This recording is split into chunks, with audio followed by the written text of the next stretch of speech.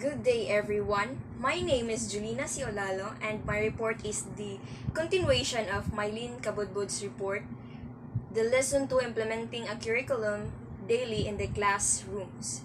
My lesson is how will you, as a teacher, arrange a teaching learning situation which will engage students to learn? So, here are some points to remember. So, first, there are many ways of teaching for the different kinds of learners. So we all know that students have different characteristics, different ways on how to learn.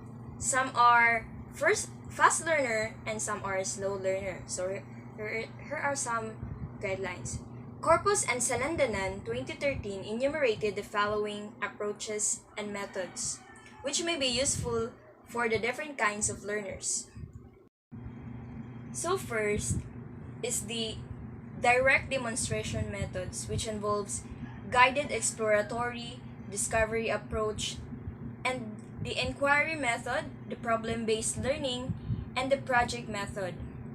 The second one is the cooperative learning approaches, which involves peer tutoring, learning action cells, and think, pair, or share.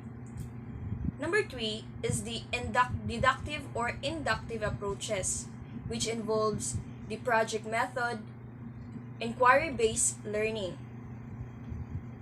While the other approaches, which is the blended learning, reflective teaching, integrated learning, and outcome-based approaches, which involves reflective teaching, the integrated learning, and the outcome-based approaches. So the second you must remember is the students have different learning styles. So of course, in this one, some students learn faster when they see or when they hear and when they're in action. So we will focus on the three learning styles, which is the visual, the auditory, and the kinesthetic.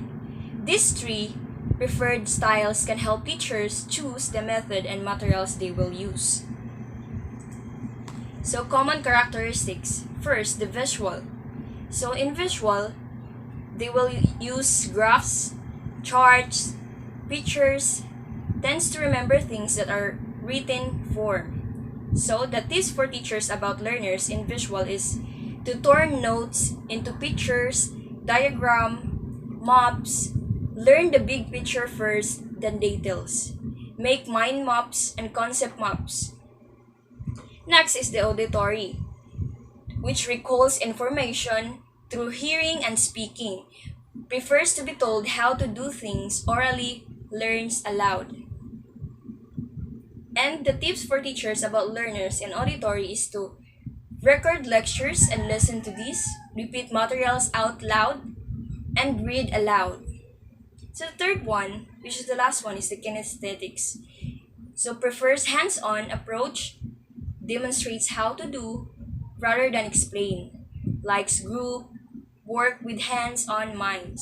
So the tips for teachers about learners is to learn something while doing another thing, like eat while studying, work while standing, like field work, do many things at one time.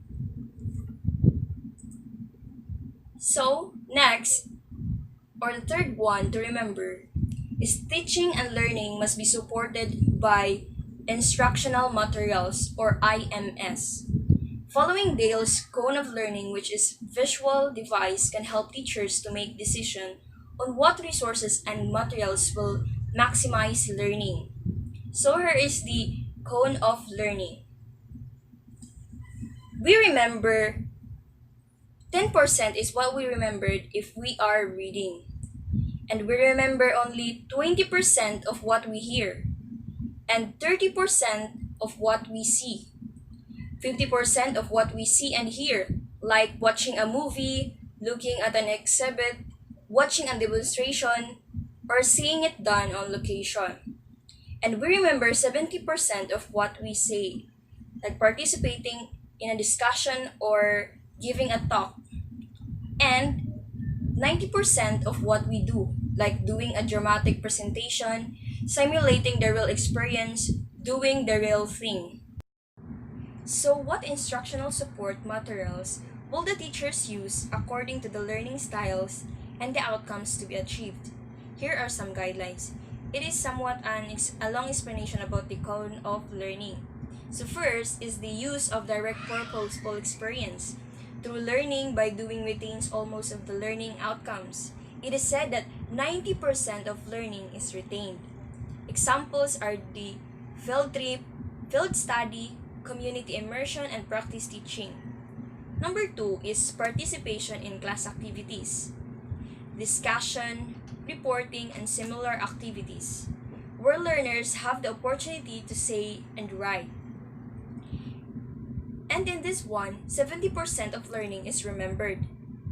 Examples are small group discussion, bus session, individual reporting, role play, and panel. Number three is the passive participation, as in watching a movie, viewing exhibit, watching demonstration will retain around 50% of what has been communicated. So number four, by just looking at still pictures, paintings, illustrations, and drawings, will allow the retention of around 30% of the material content. Number five is by hearing as in lecture, sermon, monologues, only 20% is remembered. The last one is the reading. Will ensure 10% only remembering of the materials.